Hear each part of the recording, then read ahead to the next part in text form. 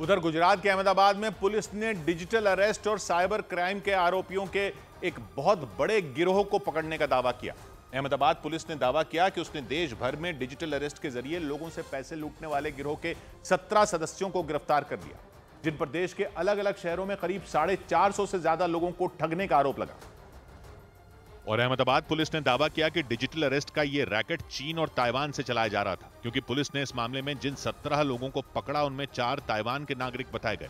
Ahmedabad police ने आशंका जताई कि इस गिरोह के मास्टरमाइंड ने चीन या ताइवान में बैठकर करोड़ों रुपए की धांधली का रैकेट तैयार किया और फिर अपने कुछ सदस्यों को भारत भेजकर लोगों से पैसे हड़पना शुरू किया। दावा किया गया कि गिरोह के सदस्य रोजाना करीब 1.5 करोड़ रुपए ताइवान भेजा करते थे। हालांकि दावा किया गया कि इस गैंग को रोजाना 10 करोड़ रुपए भेजने का टारगेट मिला था। और अहमदाबाद पुलिस ने आशंका जताई कि साइबर ठगी के जरिए वो लोग करीब 5000 करोड़ रुपए ताइवान भिजवा चुके हैं।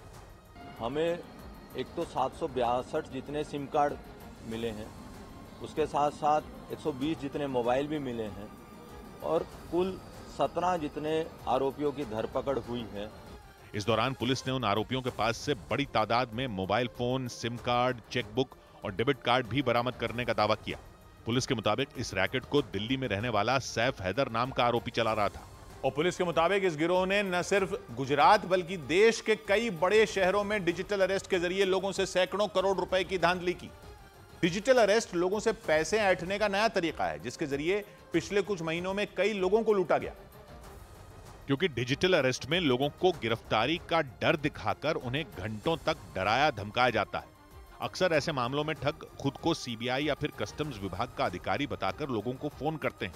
इसके बाद उन्हें यह कहते हुए धमकाते हैं कि उनके खिलाफ ड्रग्स तस्करी या पैसों की हेराफेरी का केस दर्ज किया गया है। इस दौरान वो ठग जांच का हवाला देकर उन लोगों से कुछ पैसे लेते हैं, जिसकी बाकायदा एक पर्ची भी दी जाती है और उन्हें यह भरोसा दिया जाता है कि अगर जांच में उन पर आरोप साबित न हुए तो उनके पैसे उन्हें वापस मिल जाएंगे।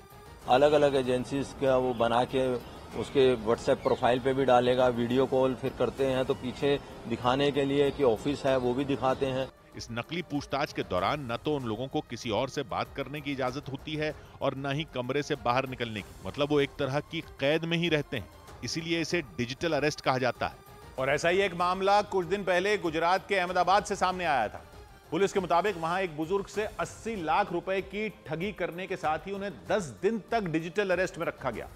इसी मामले की जांच में जुटी अहमदाबाद पुलिस को साइबर ठगी के इस इंटरनेशनल गिरोह का पता चला।